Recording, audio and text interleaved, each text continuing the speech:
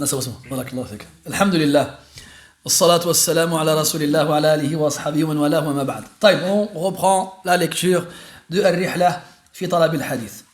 Voilà, et ce matin, subhanallah, je me suis dit, Inch'Allah, on le finit aujourd'hui. Alors là, bon, dans tous les cas, la fin du livre, il y a moins de commentaires à faire sur ce qu'on a déjà pu faire jusqu'à présent, donc ça devrait être plus rapide, Inch'Allah. On reprend avec le 46e athar du kitab. قال رحمه الله تعالى أخبرنا أبو القاسم عبد الرحمن بن عبيد الله بن عبد الله بن محمد الحربي قال حدثنا أبو بكر محمد بن الحسن بن زياد المقري النقاش قال حدثنا محمد بن خزيمة بن نيسابور قال حدثنا بشر بن هلال قال حدثنا جعفر بن علي عن زيد عن أبي عثمان أنه قال بلغني عن أبي هريرة رضي الله عنه حديث أنه قال إن الله لا يكتب لعبده المؤمن بالحسنة الواحدة ألف حسنة فحججت ذلك العام ولم أكن أريد الحج إلا للقائه إذا كان عند البعض لقائك فخطأ الصواب للقائه بالهاء في هذا الحديث فأتيت أبا هريرة رضي الله عنه فقلت يا أبا هريرة بلغني عنك حديث فحججت العام ولم أكن أريد الحج إلا لإلقائك هذا خطأ للقائك إذا كان عندكم لإلقائك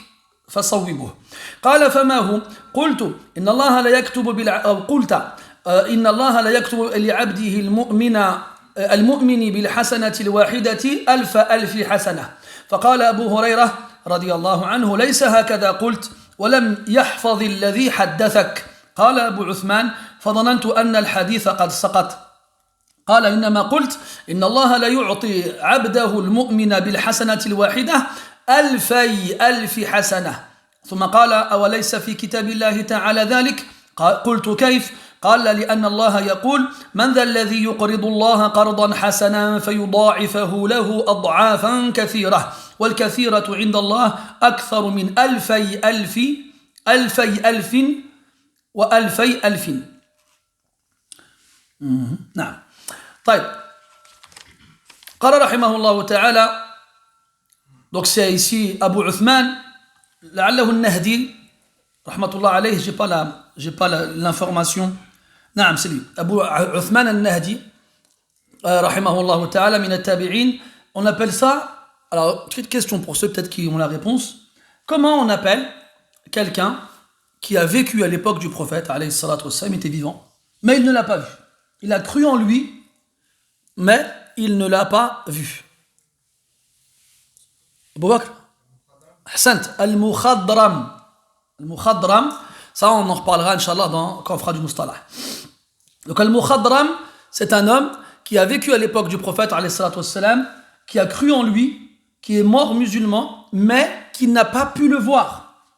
Donc c'est pas un sahabi, et c'est pas un tabi'i. On appelle ça un mukhadram. Mais sa riwaya, sa narration, a le jugement de celle du tabi'i. D'accord? Donc c'est pas...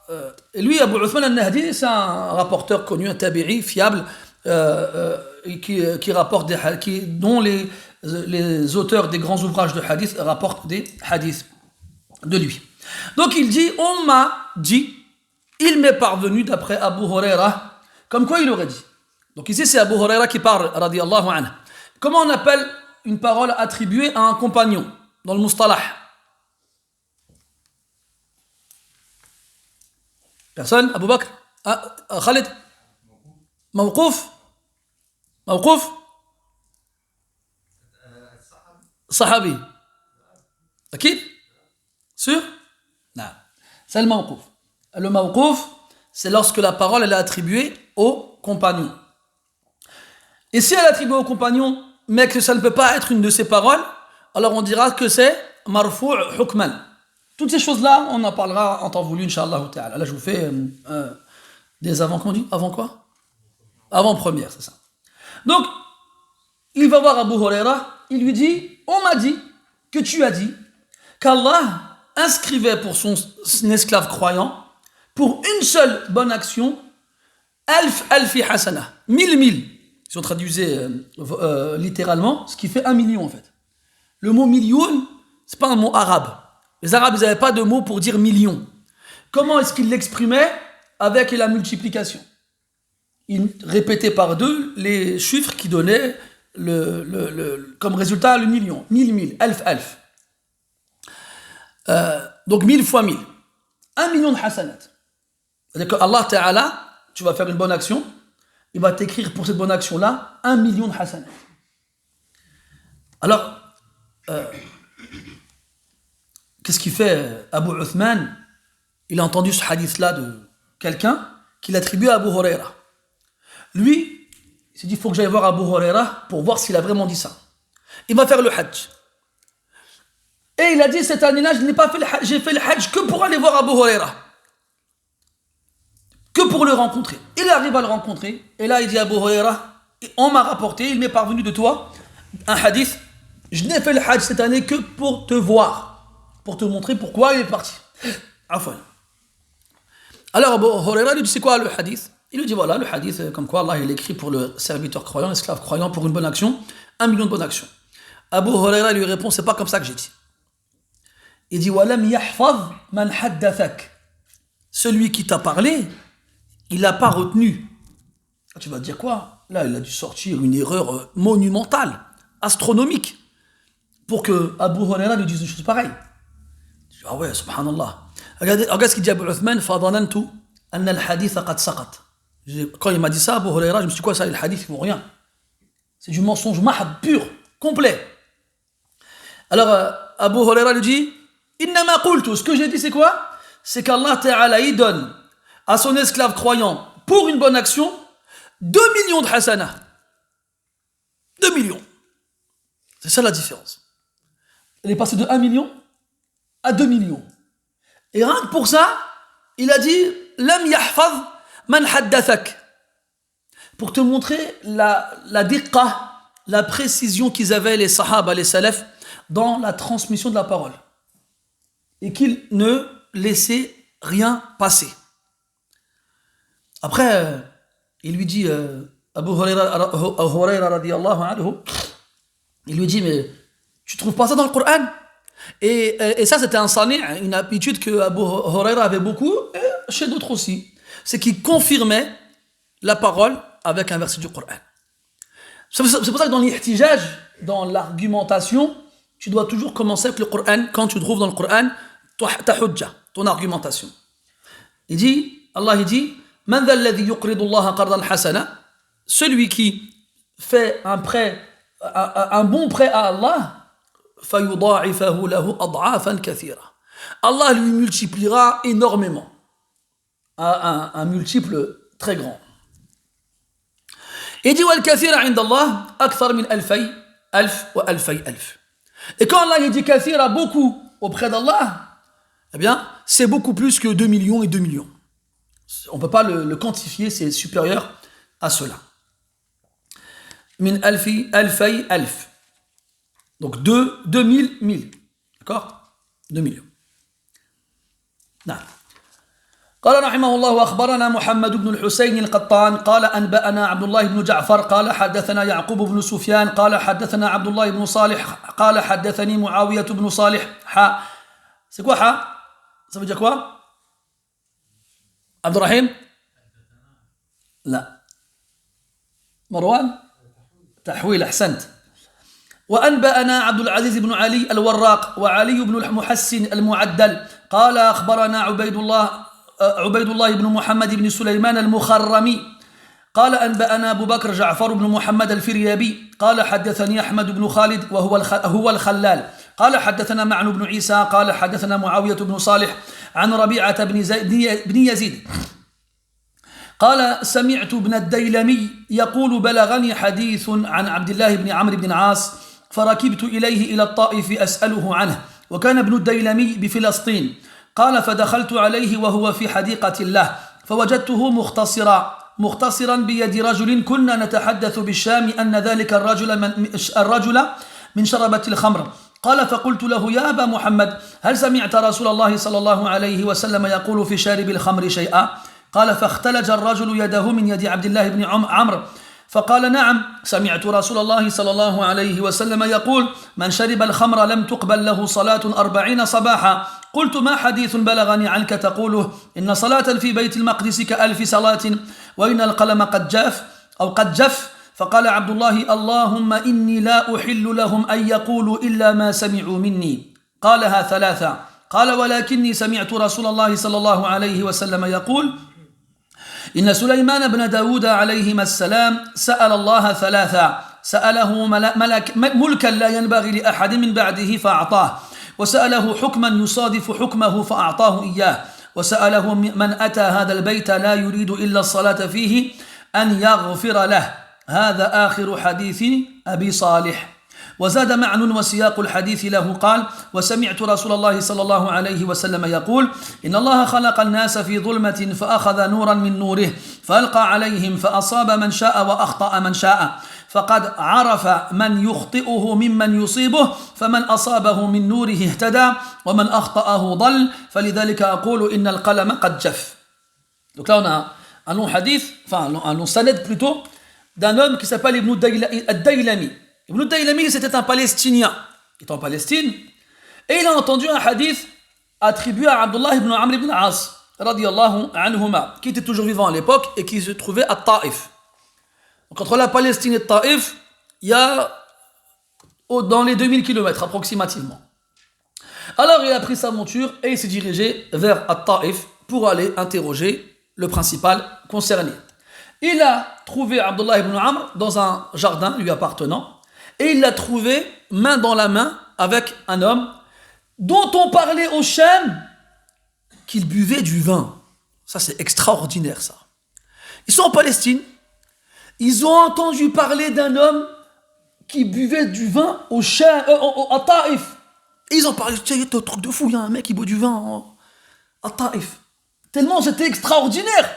Parce que c'est encore l'époque des tabi'in. Les compagnons, ils sont là. Il y a Abdullah ibn Amr ibn al-As, il est là. C'était extraordinaire. Et aujourd'hui, nous, c'est l'inverse. T'es au courant, il y a quelqu'un à Taïf, il a lu les Kutub Sitta? Non. Ou bien quelqu'un, il a lu le Coran en un jour? Non.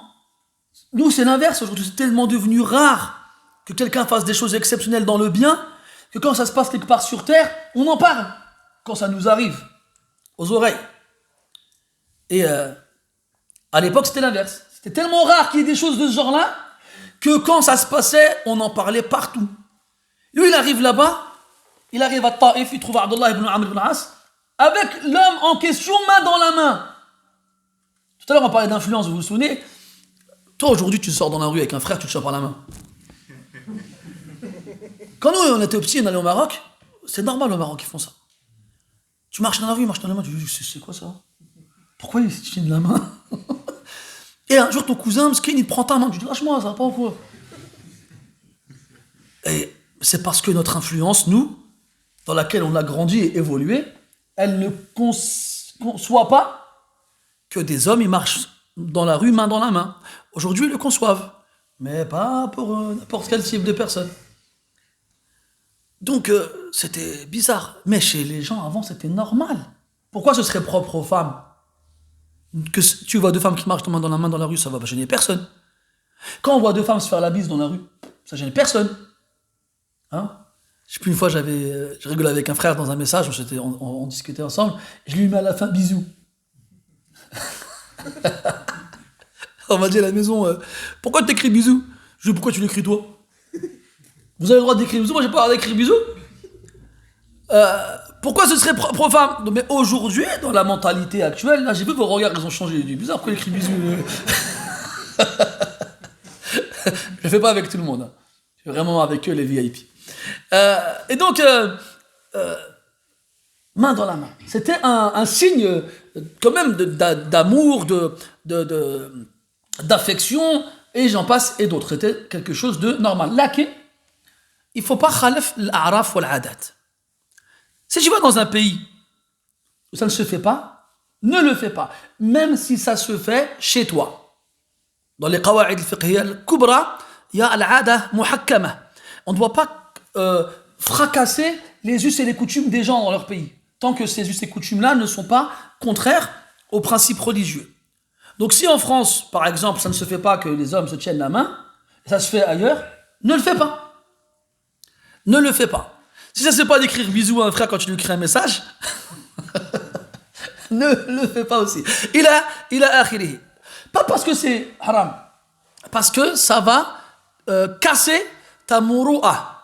La muru'a, c'est quoi? C'est la dignité. C'est l'image que les gens ont de toi. Et cette dignité, elle est importante. On la prend en compte dans at-tawthiq, la façon de considérer le rapporteur comme étant fiable.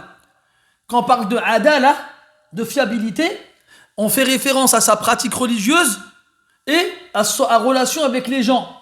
C'est-à-dire que celui qui va volontairement faire des choses devant les gens qui vont faire qu'ils aient une mauvaise image de lui, c'est pas quelqu'un de qui tu peux prendre le hadith.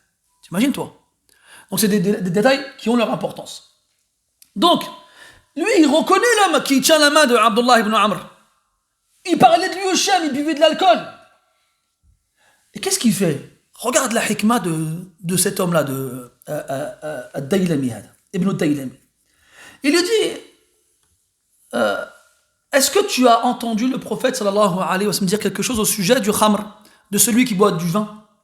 Et là, l'homme, il a retiré sa main de celle de Abdullah ibn Amr. Donc là, il y a plusieurs hypothèses. L'hypothèse A, c'est que Abdullah ibn Amr ne savait pas que cet homme-là buvait de l'alcool.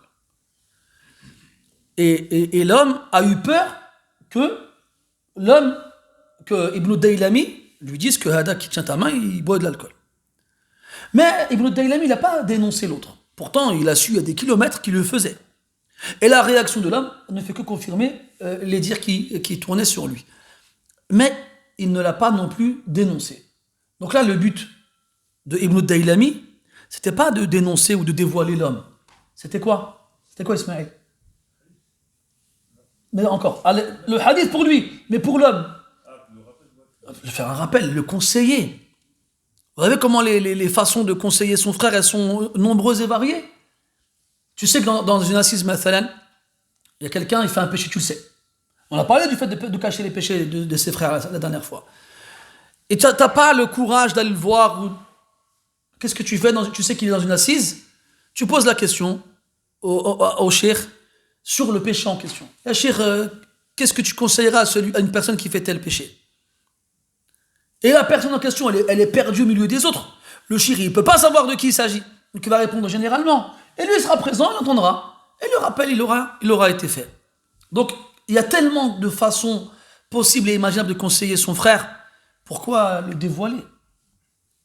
Taïb. Alors, Abdullah ibn Amr radiyallahu anhu dit oui, na'am. En fait, est-ce que vous avez na'am dans votre version du livre? Faqala, na'am, sami'tu Rasulallah. Ceux qui ne l'ont pas, parce que dans notre certaine version, il n'y a pas na'am. Faqala, na'am, j'ai entendu le prophète ensemble dire, celui qui boit du vin, là, aucune prière ne lui sera acceptée pendant 40 jours. 40 matinées, mais 40 jours. Ça, c'était pas la raison pour laquelle il est venu à la base. Ça, c'était juste un cadeau pour l'autre. Tiens, ça c'est pour toi, ça. Maintenant, et là aussi, il a fait passer son frère avant sa propre personne. Imagine l'original, un hadith par jour. Moi, une fois, il y a un shir que j'aimais beaucoup et que j'aime toujours beaucoup. J'ai écouté ces doros, je ne peux pas vous dire 100 fois, 1000 fois, peut-être plus encore. Et je vous rêvais de le voir. C'est un shir, il n'y a aucune photo de lui, aucune vidéo de lui sur Internet. J'arrive à Mecca, il y avait un livre à lui qui venait de sortir, et je le cherchais dans une maktaba. Je fais le tour des maktabats, personne n'a le livre. Super, impossible de l'avoir, impossible. Bref. Et je discutais comme ça avec le vendeur de la maktaba. Il me dit, tu veux voir le shir? Il est à Mecca. Je dis, bien sûr que je veux le voir. Il tient son numéro. Je dis, non. Alors, je prends le numéro comme ça. Il faut savoir que les numéros des chouyours, c'est comme une carte bleue. C'est-à-dire que tu peux en avoir une, mais il n'y a pas d'argent dedans. Ça veut dire que toi, tu vas appeler, c'est pas parce que tu as ce numéro qui va te répondre, en fait. C'est dans ce sens-là. Je sais pas si la métaphore, elle était correcte. Bon, bref, c'est tout ce que j'ai trouvé à ce moment-là. Et je l'appelle. Il me répond. Oh, je dis, non, c'est pas possible. Et là, je me mets à bégayer. Je pensais pas qu'il allait me répondre. Je dis, cher, voilà, je viens de France, je t'aime beaucoup, est-ce que je peux te voir? Il me dit, ouais. Rendez-vous ce soir après le maghreb à telle mosquée. Ça y est, j'en pouvais plus. J'étais voir les frères, les chèques. J'étais comme ça en train de trembler. Au moment arrivé, on va à la mosquée en question, il y a 2 frères, ils viennent avec moi. On arrive, moi j'ai jamais vu, je sais pas à quoi il ressemble le shir. On fait la prière, et là je regarde autour de moi comme ça, je fais, il est où le shir? Après je vois quelques personnes s'asseoir autour d'une autre personne. Et ce cercle commence à grossir, je fais, ah c'est lui. Alors je m'approche de lui, du cercle, je le regarde comme ça, et j'insiste, il a compris. Il a dit, Sahab al-Maw'id, c'est toi à qui j'ai donné rendez-vous? Je dis oui. Il dit, frère, je dois avoir un frère. Alors on s'assoit, et il nous parle pendant 10 minutes. Bon, la discussion, elle n'était pas super. Parce que le cheikh, il avait des a priori sur les maghrébins un peu spéciaux. Après, ça reste un humain. Je vous l'ai déjà dit ça, mes frères. Attention aux idéaux. Tu vas tomber devant un cheikh, tu vas avoir des choses. Des fois, ça fait mal. Hein. T'es quoi, toi? Je suis marocain. Ah, vous, les Marocains, ils commencent à dire. J'étais choqué. Sérieux, quoi. Bref. Il dit certaines choses. Ouais, vous, les Marocains, les Maghrébins, les Algériens, tout ça. Je lui dis non. Parce qu'il croyait qu'on venait du bled, lui, en fait, tu vois. Tu sais, les mecs qui payent des barques pour... Je dis non, moi, je suis né là-bas, j'ai rien à voir avec ce que tu racontes. Il a pas aimé quand j'ai intervenu, tu vois. Ma'alnesh. Bon, après, il est passé à autre chose, il nous a fait un petit dars vite fait, un petit hadith, c'était mignon, c'était un cadeau comme ça, c'était sympa. Moi, j'attendais je voulais un échange, je voulais pas un dars, des dolos, je les ai chez moi, les dolos, moi. Je voulais parler avec toi, je voulais échanger avec toi. Donc, il finit, je dis, Cheikh, t'asmah les mudakhala, il me dit non. Il me dit, intaha al-waqt. Salam alaikum. Comme ça. Wow. Il m'a refroidi, mais... La température corporelle, elle est descendue à ce moment-là. Je lui dis, tu me permets une intervention? Il me dit non.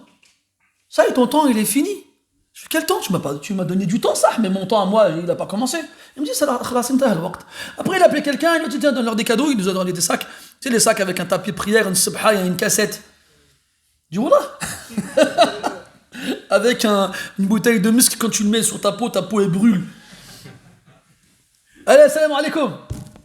Et il est retourné avec ceux qui étaient là avant nous. J'aime toujours le shir et j'aime toujours ses dolos. Ça n'a rien changé. Parce que moi, ce sevrage de le shir, c'est un humain, ça y est, je l'ai avalé. Tajarra'tuhu. Difficilement, mais je l'ai avalé. Pourquoi je vous disais ça? Pourquoi je vous disais ça? Une question après, une question pour lui. Ah oui, il fait passer sa personne en premier. Il n'a aucune garantie que le cheikh ne lui dise pas, ça y est, t'as posé ta question et salut. Là, il a préféré faire passer la maslaha de son frère devant la sienne. Parce que moi, le cheikh m'a... il a dit, ça y est, ça dégage maintenant. Ah, c'était un peu l'inverse. Mais moi, quoi qu'il en soit, c'est très fort de faire passer son frère en premier, comme Allah dit dans le Coran,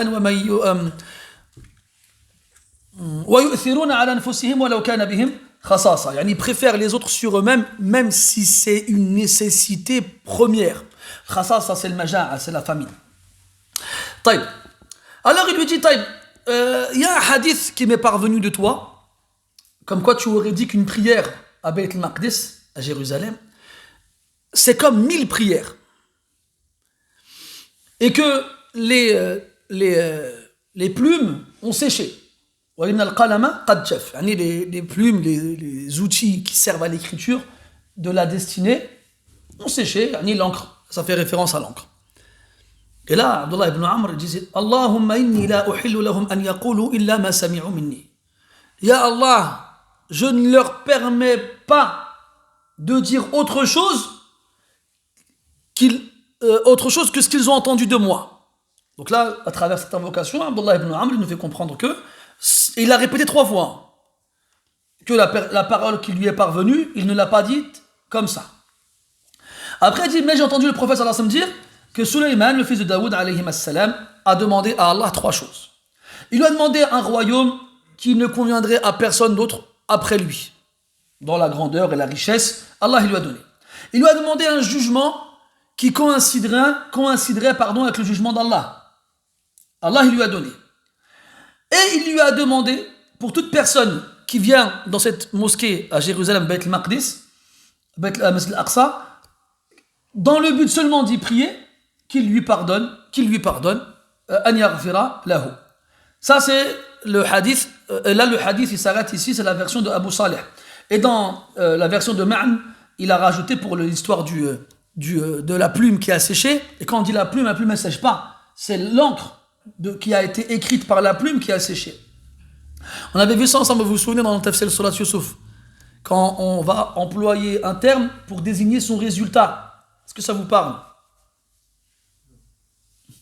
Dans Surat Yusuf. Oui, Elias.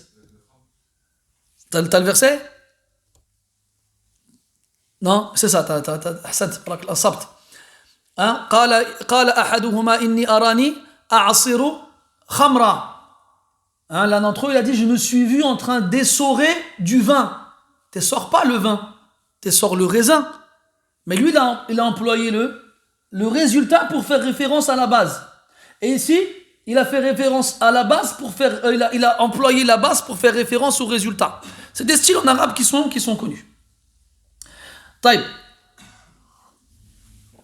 Donc l'autre version qui vient finir celle qu'Ibn Daylami il a donnée à Abdullah ibn Amr. Allah il a créé les gens fi dhulmah, dans des ténèbres, et il a pris une lumière de sa lumière. Allah il a pris une lumière de sa lumière subhanahu wa ta'ala. Fa'alqa alayhim. Et il l'a lancé sur eux, l'a jeté sur eux, cette lumière-là. Cette lumière, elle a touché ceux qu'il voulait et elle a manqué ceux qu'il voulait. Donc ce n'est pas tout le monde qui a bénéficié de cette lumière. Après, il y a faqad arafa. Est-ce que tout le monde a arafa dans la version? As-sawab faqad alima. As-sawab faqad alima. La yunsabu ila Allahi al-irfan. On verra ça, Inch'Allah, dans le Wasitiyya, que al-irfan, ou al-ma'rifa, la connaissance, n'est pas un attribut qu'on donne à Allah subhanahu wa ta'ala. Parce qu'il indique une absence de science avant. On attribue à Allah la science, pas la connaissance. C'est pas pareil. Et comme on dit de la science d'Allah subhanahu wa ta'ala, lam yusbaq bi jahl wa lam yulhaq bi nisyan. La science d'Allah n'a pas été précédée par une ignorance et ne sera pas suivie par l'oubli. Après, si certains ils te disent, mais dans le hadith de Abdullah ibn Abbas, chez Tirmidhi et autres, ta'arraf ila Allah fi ar-raha ya'rifka fi shidda. Fais-toi connaître auprès d'Allah dans l'aisance, il te connaîtra dans la difficulté. Eh bien ici, c'est pas al-ma'rifa dans le sens de connaître quelque chose après l'avoir oublié, mais c'est plutôt reconnaître. Elle est là la nuance. Ça aussi on en parlera plus tard, Inch'Allah ta'ala. Mais le muhim, ce qu'il faut retenir, c'est que la riwaya qu'on a dans le livre où il y a arafa, elle n'est pas sahiha, dans le sens où as-sawab, c'est alima, c'est savoir et pas connaître. Donc, Allah ta'ala, il sait qui des gens ont reçu sa lumière et qui ne l'a pas reçu. Celui qui a été touché par sa lumière sera guidé, et celui qui a été manqué par sa lumière s'égarera. Après, il dit, et c'est pour ça que j'ai dit, innal qalama qad jaf, que les plumes, quand on dit qalam en arabe, ça vient du verbe qallama qui veut dire couper. Couper. Minhu taqlim al-adafir. Quand on parle de couper les ongles. Qallama, ça veut dire couper. Et al-qalam, on appelle ça ainsi parce qu'on prenait un roseau dont on coupait l'extrémité et dont on se servait pour écrire. Donc vous savez, quand on traduit en français qalam par plume, la plume en arabe c'est riche. Riche. Et les Arabes ne se servaient pas des plumes pour écrire. Ça, c'est les Occidentaux. Hein, avec leurs perruques pleines de bouclettes blanches, là. Qui écrivaient avec des plumes. Les Arabes, ils écrivaient avec des roseaux. Qasab muqallam, qu'ils ont appelé qalam. D'accord? Donc, le plus juste, c'est de dire l'outil qui sert à l'écriture. Mais c'est lourd. Alors, tu vas dire stylo. C'est plus logique. Même si le mot stylo, il n'est pas conforme, entre guillemets, à l'outil utilisé à l'époque, mais le mot stylo, pour la petite faïda l'oraouia, ça vient du mot, d'une origine latine, qui veut dire écrire, en fait. Donc, il n'y a pas de mal, il vaut mieux dire stylo que plume. Donc, quand tu lis surat al-qalam, Noun wal qalami wa ma yasturun, il est préférable de dire l'outil qui sert à l'écriture, ou le roseau coupé, ou le stylo. Amma la plume, ça n'a rien à voir. طيب قال رحمه الله تعالى أخبرنا محمد بن الحسين بن الفضل قال أنبأنا عبد الله بن جعفر قال حدثنا يعقوب قال حدثنا عبد الله بن يوسف قال حدثنا محمد بن مهاجر عن عروة بن رويم عن ابن الديلمي الذي كان يسكن بيت المقدس عفوا طيب أنه ركب في طلب عبد الله بن عمرو بن العاص إلى المدينة فسأل عنه فقالوا قد سار إلى مكة فاتبعه فوجده في زرعه الذي يسمى الوهط قال ابن الديلمي فدخلت عليه فقلت يا عبد الله ما هذا الحديث الذي بلغنا عنك قال ما هو قلت إنك تقول صلاة في بيت المقدس خير من 1000 صلاة في غيرها إلا الكعبة قال اللهم إني لا أحل لهم أن يقولوا علي ما لم أقل إن سليمان حين فرغ من بيت المقدس قرب قربانا فتقبل منه فدعا الله بدعوات منهن اللهم أيما عبد مؤمن زارك في هذا البيت تائبا إليك إنما جاء يتنصل عن خطاياه وذنوبه أن تتقبل منه وتتركه من خطاياه كيوم ولدته أو كيوم ولدته أمه. Ça c'est une autre version si vous voulez du hadith précédent où Ibn Daylami, donc dans la version précédente, il est venu de Palestine jusqu'à Taïf. Hein? Là, en fait, Ibn Daylami d'abord il est passé à Médine. Et à Médine, on lui apprend que Abdullah ibn Amr, il est parti à Mecca. Et en fait, ils disent Mecca, mais c'est à Taïf. Parce que là, on a une indication sur le jardin qui appartenait à Abdullah ibn Amr, qui s'appelle Al-Wahat. Al-Wahat, pour l'indication, c'était un immense jardin, une palmeraie, dans lequel il y avait des milliers de palmiers. Des milliers de palmiers, c'était énorme, c'était quelque chose de très très grand. On a vu un hadith il n'y a pas longtemps dans l'Adab al-Mufrad à son sujet.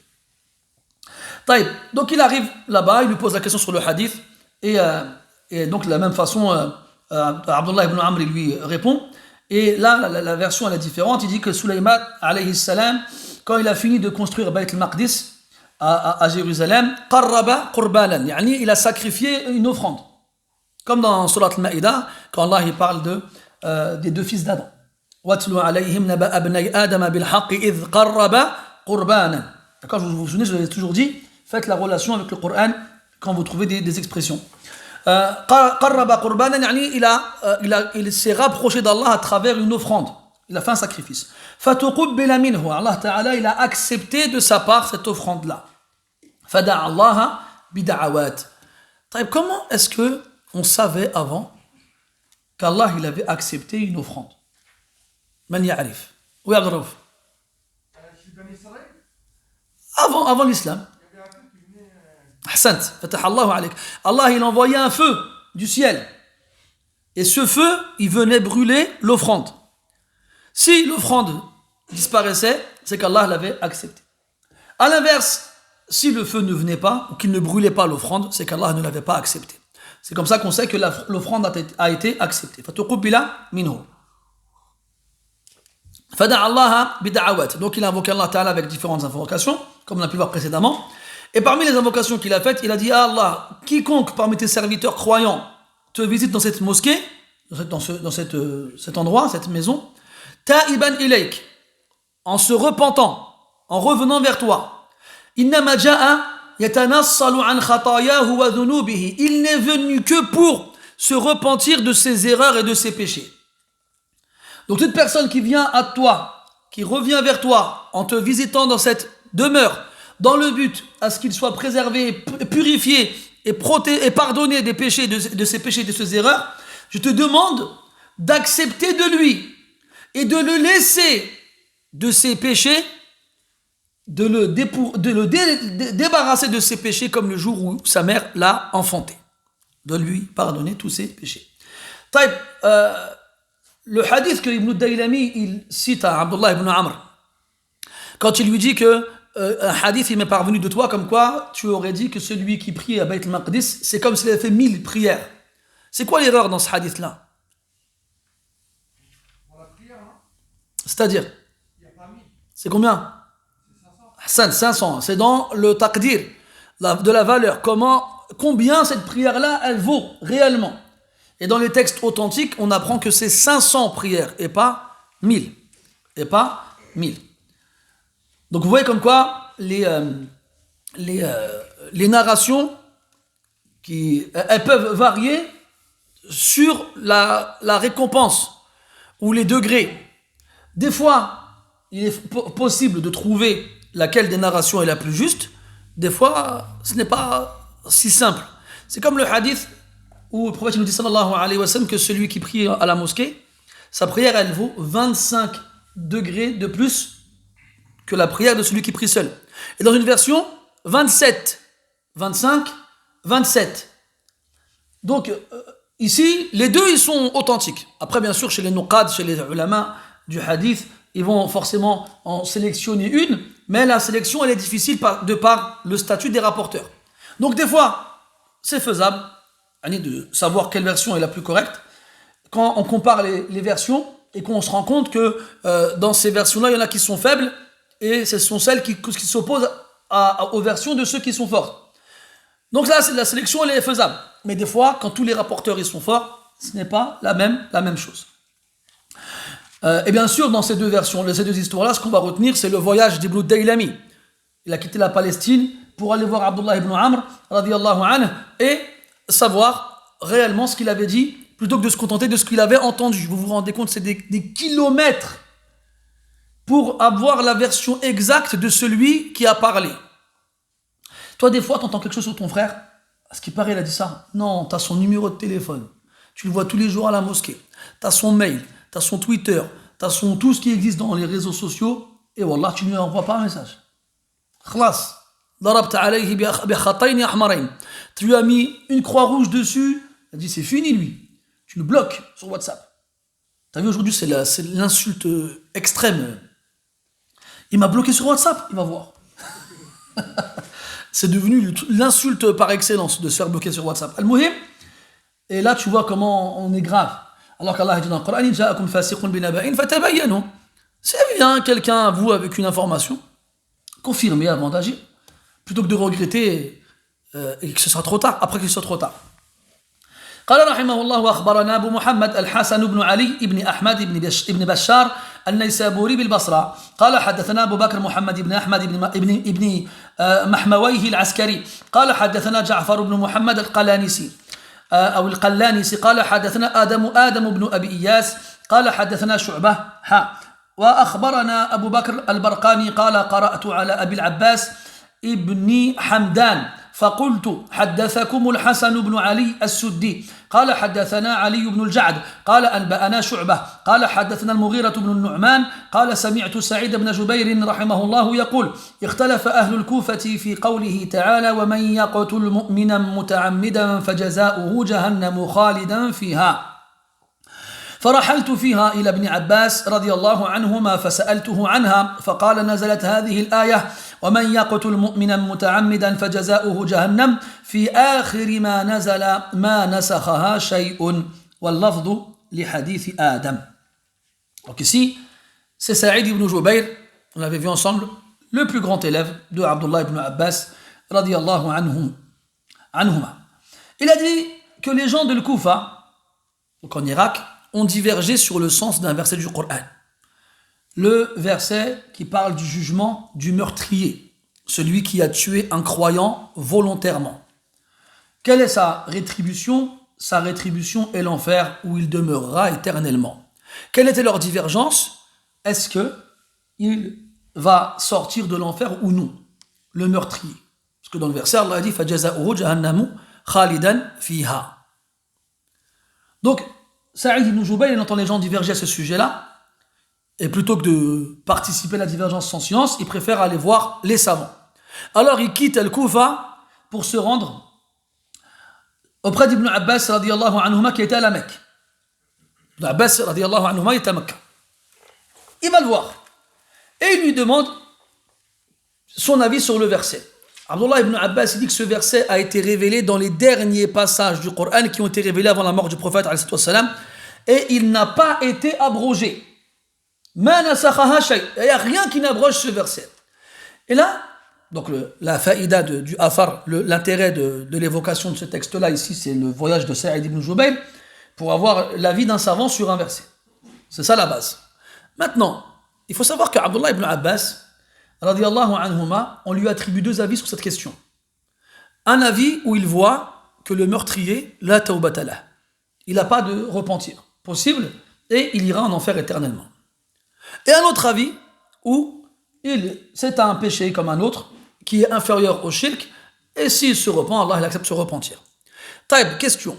Quand on a deux avis qui sont attribués au même savant, un dur et un doux, comment agir? Il y en a qui vont faire un tarjih. Ils vont essayer d'attribuer forcément un des deux avis au savant en question. Ce qui veut dire qu'il faudra en mettre un de côté obligatoirement. Mais en vrai, la méthode la plus correcte, c'est de remettre chaque avis dans son contexte. Abdullah ibn Abbas, radiallahu anhuma, il a vécu la sortie des Khawarij. Il a même été les voir, il leur a parlé. Naqashahum, wa jadalahum, wa nadarahum. Il a débattu avec eux. Et grâce à Allah Ta'ala, puis à son intervention, beaucoup des Khawarij se sont repentis. Ceux qui étaient sortis contre Ali radiallahu anhu. Donc il a connu une époque où les gens voyaient que le meurtre était légitime, était même halal, licite. Eh bien, dans ces circonstances-là, il a employé la vie où il n'y a pas de repentir pour l'assassin. Il y a un homme qui est venu le voir, il lui a dit, ouais, est-ce que l'assassin il a une tauba? Il lui a dit non. Et l'homme il est parti. Après Ata, qui était avec Abdullah ibn Abbas, il lui dit, pourquoi tu lui as dit ça? Il lui dit, j'ai senti en lui l'envie de meurtre et j'ai voulu le dissuader. Et l'imam Malik rapporte dans le Muwatta, d'après Ata, encore une fois, un homme il est venu voir Abdullah ibn Abbas, il lui a dit, je tombe amoureux d'une femme et je l'ai demandé en mariage. Elle m'a dit non. Un autre est venu la demander après moi et elle a accepté. Pris de jalousie, je les ai tués tous les deux. Hal li min tawba? Est-ce que je peux me repentir? Il dit, qu'est-ce qui t'empêcherait de te repentir? Hal ummuka hayya? Ta mère elle est vivante? Il dit non. Alors il dit, pars et fais le plus de bien que tu peux. Quand il est parti, Ata, il lui dit, pourquoi tu lui as demandé si sa mère était encore vivante? Il lui a dit, s'il m'avait répondu qu'elle était encore vivante, je lui aurais dit, ahsin ilayha. Je lui aurais dit, sois bienfaisant envers elle, li'anna birra al-ummahat mukaffirat al-kaba'ir. Parce que la bienfaisance envers la mère expie les grands péchés. Mohim. Donc en fait, on trouve plusieurs avis en fait. Et là, as-sahih, as-sawab, comment agir dans ce genre de cas-là? C'est de ne pas se précipiter et remettre chaque parole dans son contexte. Remettre chaque parole dans son contexte. Et ainsi, comme Ibn Abbas, des fois, quand tu vas voir, un autre exemple, il a été rapporté que le prophète et Abdullah et Abu Bakr radiallahu anhu, quand des gens prononçaient 3 fois le divorce dans une seule assise, ils le comptaient pour un divorce. Un divorce. Omar ibn Khattab, quand son tour est venu, il a dit, ça compte pour 3 divorces. Là, il y en a des gens qui vont nous dire, c'est pas de dalil, il faut suivre le prophète, il ne faut pas suivre Omar. Et on entend vraiment des phrases comme ça. Hein. Et le plus étonnant, c'est dans la bouche de gens qui disent, on suit les salafs. J'ai pas compris en fait. Le Coran et la Sunna, selon la compréhension des salafs, c'est quand tu l'appliques? Parce que là, on a la compréhension des salafs d'une parole du prophète, salam. Pourquoi Omar, il sait très bien ce que le prophète Abu Bakr faisait? Il le sait très bien, il était là. Pourquoi alors il a choisi autre chose? Parce qu'il a vu que les gens, ils abusaient.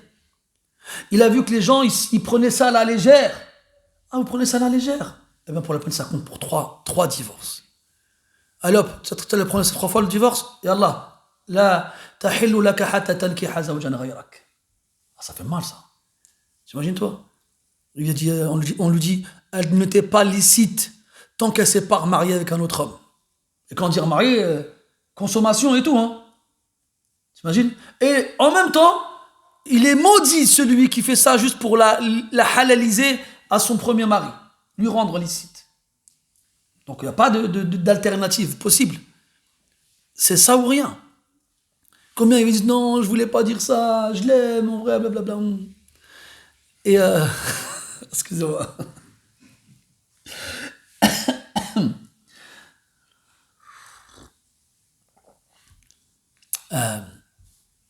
Et donc, tu dis, c'est comme ça. Et franchement, je prends les madahib dans cette mas'ala. Est-ce que le 3 divorces prononcés dans un seul majlis compte pour un divorce ou pour 3. Mas'ala fiha khilaf. C'est une question dans laquelle il y a divergence. Comme la question de est-ce que le divorce prononcé quand la femme elle est indisposée ou après qu'il y ait eu un rapport, il est valide ou non. Mas'ala fiha khilaf. C'est pour ça que les qudat, les juges qui vont statuer sur le divorce, ils vont prendre en compte beaucoup de choses. Amma tu viens directement, tu appliques le qawl, hada fihi nadar. Donc là pareil, tu vas peut-être dire oui à un et non à l'autre. Tout dépend des circonstances. Ala kulli hal, ces masaïl-là sont complexes. Donc quand on a des divergences de ce genre-là, c'est pour ça des fois, il y a des gens, quand tu leur parles d'école juridique, ils prennent ça, ils disent mais pourquoi le ilm il est là? J'ai pas besoin des écoles moi. Miskin. Voilà, les gens qui disent ça, ils se rendent pas compte de quoi ils parlent en fait. C'est comme celui qui me dit, moi j'ai pas besoin de prendre des cours de maths, je sais compter. C'est la même chose. Moi j'ai un fils, il est en classe prépa. Des fois, souvent le soir, il est en train de faire ses devoirs là. Moi j'arrive, je vois plus de lettres que de chiffres dans ces trucs là. Toujours pour rigoler, je fais ça fait 2. Et lui il rigole. Il dit ouais, d'accord.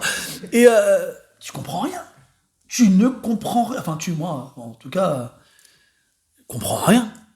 Mais absolument rien. Pourtant, je sais compter. Mais est-ce que le fait de savoir compter me donne accès aux mathématiques dans leur ensemble?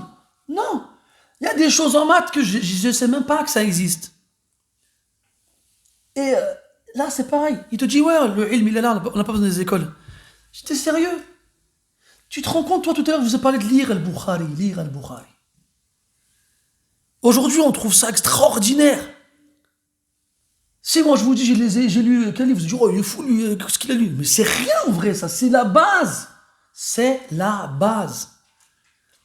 Mais aujourd'hui, t'es exceptionnel quand tu fais des choses comme ça. On les a que lus, hein.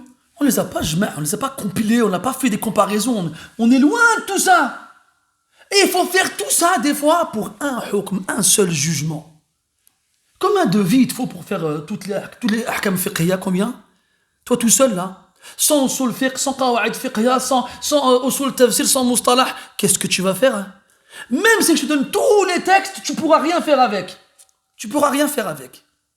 Et les ulama, les fuqaha, pendant des siècles, ils se sont succédés et ils nous ont condensé et mâché le travail. Toi, tu étudies le madhab, c'est bon, t'as le résultat de ce travail-là. C'est une ni'ma. Mais non, lui dit non, c'est bon, j'ai l'ilm. T'as quel ilm, toi? Cette parole, c'est une preuve absolue de ton ignorance, en fait. Et que tu ignores ce dont tu parles. طيب. قال رحمه الله أخبرنا محمد بن الحسين القطان قال أنبأنا عبد الله بن جعفر قال حدثنا يعقوب بن سفيان قال حدثنا أبو بكر الحميدي قال حدثنا سفيان قال حدثنا صالح بن صالح ابن حي الهمداني وكان خيرا من ابنيه علي والحسن وكان علي خيرهما ويريد من الآخر قال جاء رجل إلى الشعبي وأنا عنده فقال يا أبا عمرو إن ناسا عندنا يقولون إذا أعتق الرجل أمته ثم تزوجها فهو كالراكب بدنته قال الشعبي حدثني أبو بردة ابن أبي موسى عن أبيه أن رسول الله صلى الله عليه وسلم قال 3 يؤتون أجرهم مرتين الرجل من أهل الكتاب كان مؤمنا قبل أن يبعث النبي صلى الله عليه وسلم ثم آمن بالنبي صلى الله عليه وسلم فله أجران ورجل كانت له جارية فعلمها فأحسن تعليمها وأدبها فأحسن تأديبها ثم أعتقها وتزوجها فله أجران وعبد أطاع الله وأدى حق سيده فله أجران خذها بغير شيء فلقد كان الرجل يرحل في أدنى منها إلى المدينة. Donc là, on a Ali ibn Salih ibn Salih al-Hamdani qui nous dit qu'un homme est parti voir Al-Sha'bi, Amr ibn Sharahil, rahmatullah alayhi, imam ma'rouf. Et lui a dit, Ya Aba Amr, il y a des gens chez nous qui disent, lorsqu'un homme affranchit son esclave, une femme, puis qu'il se marie avec elle, il est comme celui qui monte son offrande. Donc pour préciser, quand les gens ils partaient faire le hajj, ils ramenaient avec eux leurs offrandes. des dromadaires, des veaux ou des moutons. Et il y a un hadith, et ça c'était une ada jahiliya. Avant l'islam, c'était parmi les grands péchés que de se servir de son offrande comme monture. Ça ne se faisait pas. Et d'ailleurs, il y a un hadith authentique où le prophète il a vu un homme marcher à côté de son offrande pour aller au hajj. Il lui a dit Irkabha, monte dessus, pourquoi tu marches? Il lui a dit Ya badanati, c'est mon offrande. Il lui a dit Irkabha, monte dessus.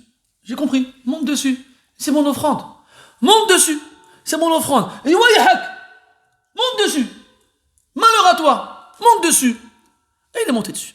Parce que le prophète il a voulu montrer à travers ça que c'était des pratiques qui n'étaient pas islamiques et dont il fallait se débarrasser. Mais malgré l'islam, après la mort du prophète, il y avait cette superstition était restée chez certaines personnes. Et ils en faisaient des comparaisons, des métaphores. Celui qui a une femme esclave, qu'il va affranchir puis épouser, il est comme celui qui monte l'offrande qu'il veut sacrifier.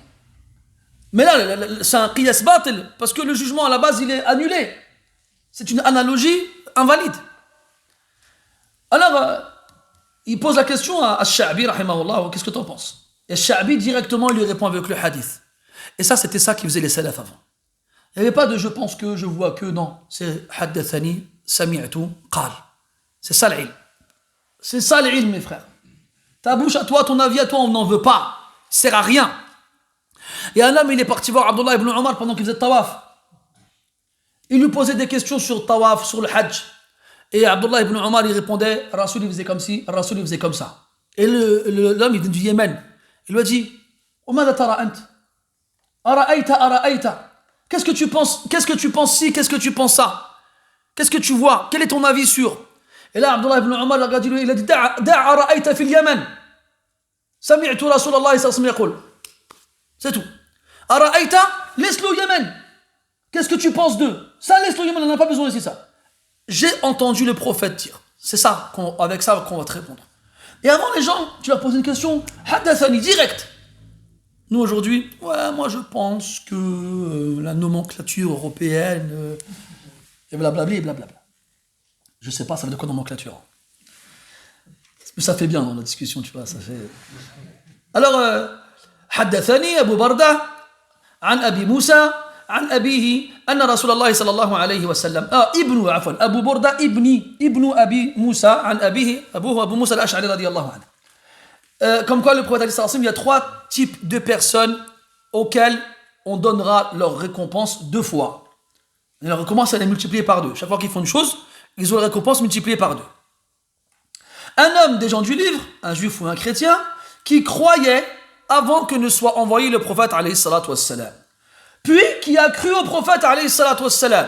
Lui, sa récompense, il l'aura multipliée par deux, parce qu'il a cru deux fois.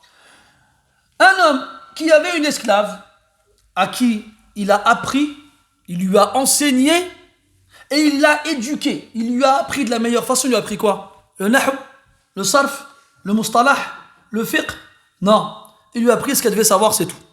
Le Coran, la prière, les ablutions, Allah ja'al baraka. Ça fait mal? Eh ben c'est bien.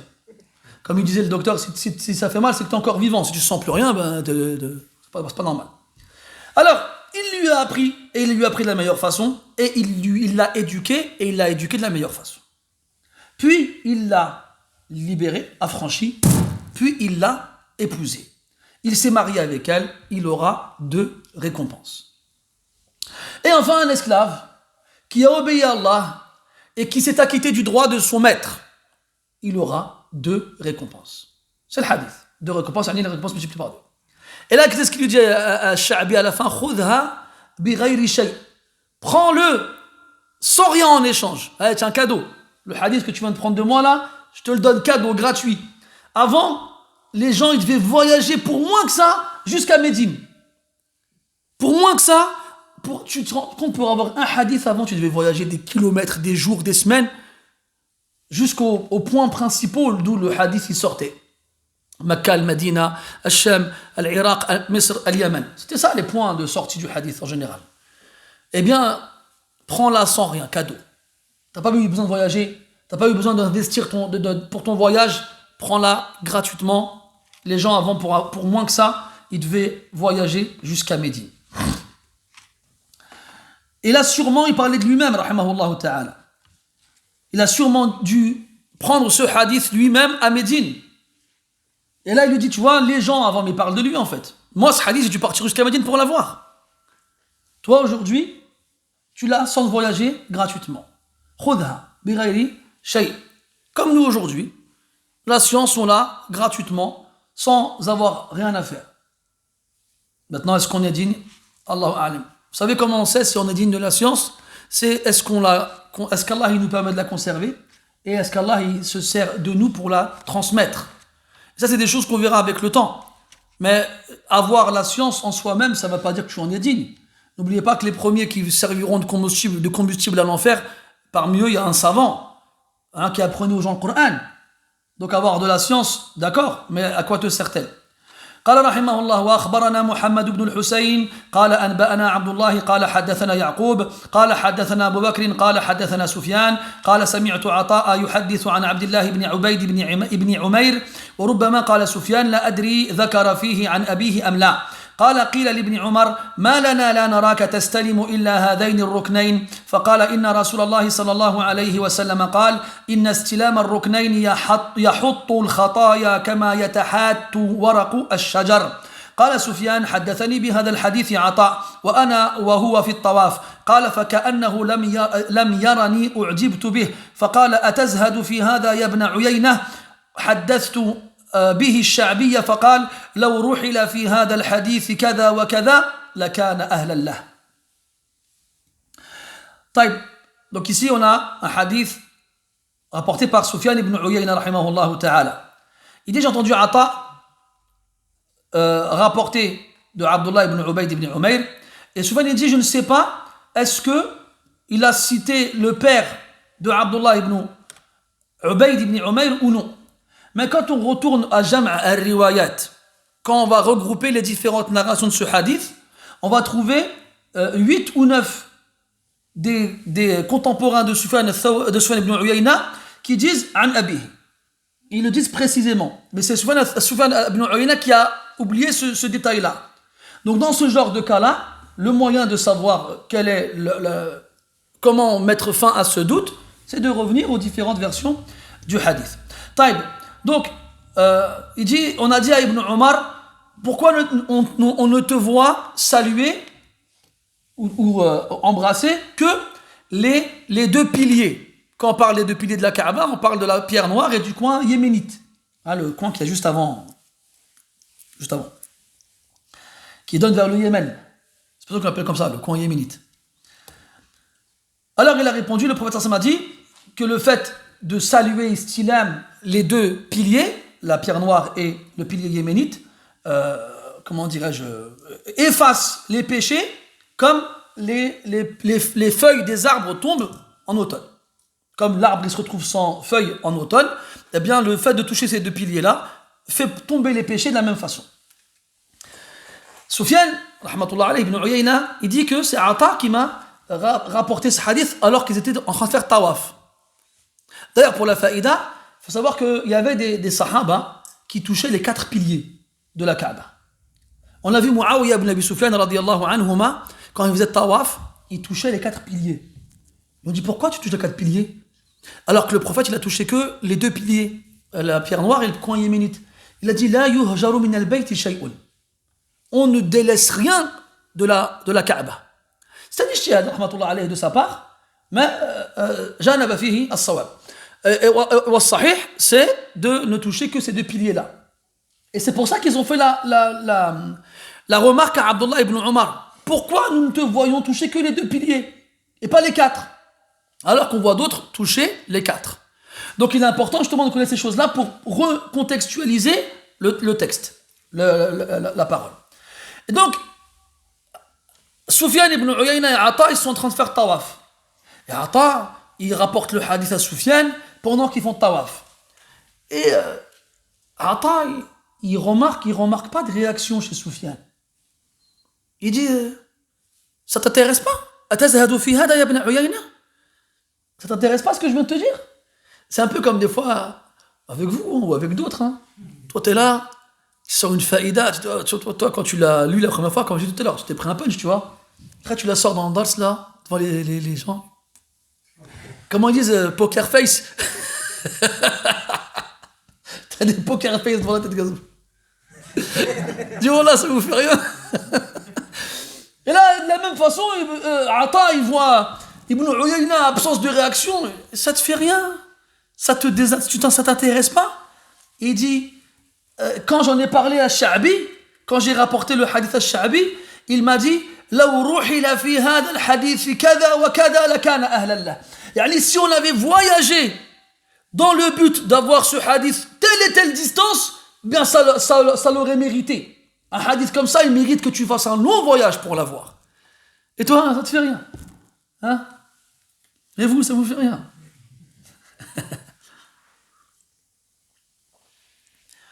قال رحمه الله واخبرنا محمد بن احمد ابن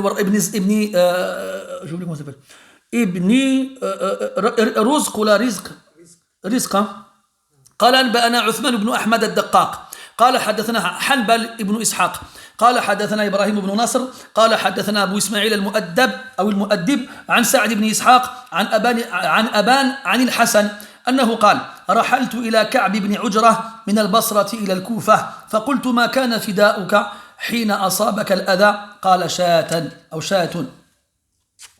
Donc ici Al-Hassan, c'est le Basri rahmatullah alayh, il nous dit avoir voyagé vers Ka'b ibn Ujrah. Ka'b ibn Ujrah, c'est un sahabi radiyallahu anhu. Il avait beaucoup de cheveux. Et pendant le Hajj, il a été attaqué par des poux. Vous savez, à l'époque, quand je lisais ce hadith, parce que c'est quoi le problème d'être attaqué par des poux? C'est qu'en fait, il a tellement pas supporté ses poux qu'il a demandé au prophète s'il pouvait se raser la tête. À l'époque, quand tu avais des poux, tu te rasais la tête pour t'en débarrasser. Mais t'es en ihram, t'as pas le droit de te raser, vu que tu fais partie des pèlerins, et qu'il y a des choses qui sont interdites quand tu es en état de sacralisation.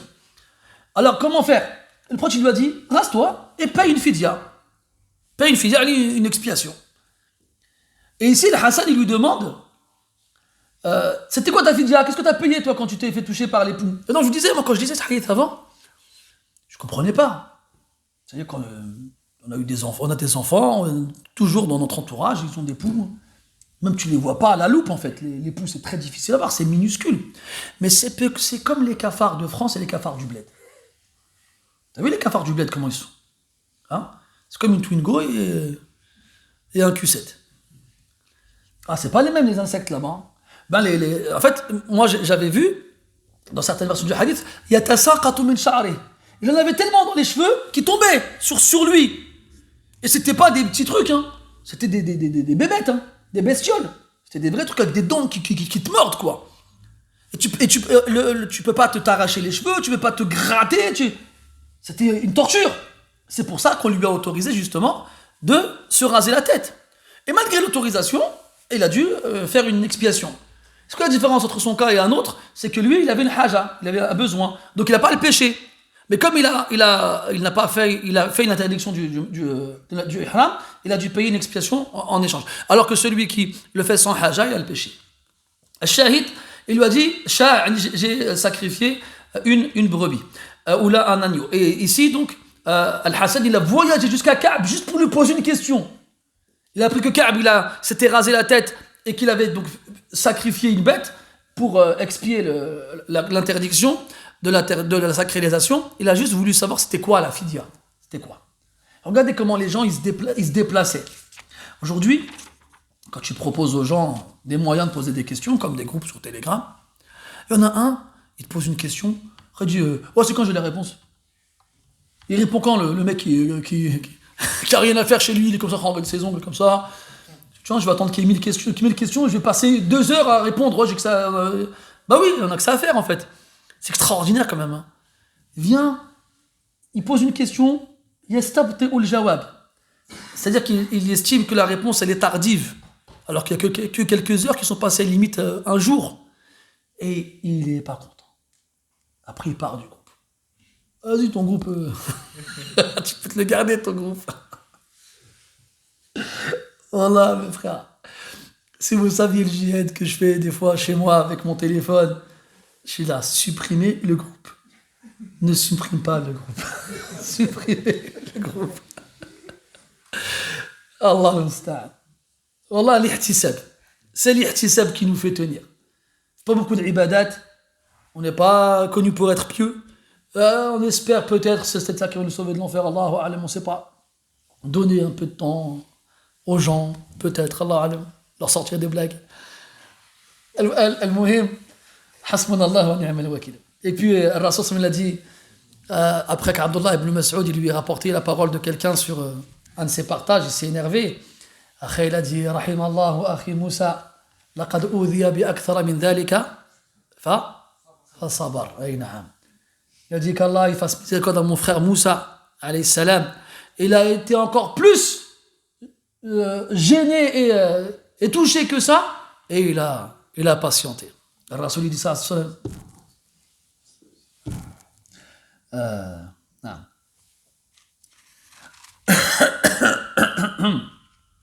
Excusez-moi.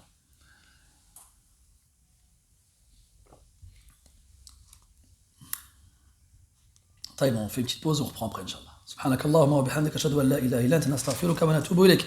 صلى الله على نبينا محمد وعلى آله وأصحابه أجمعين والحمد لله رب العالمين وبارك الله فيكم.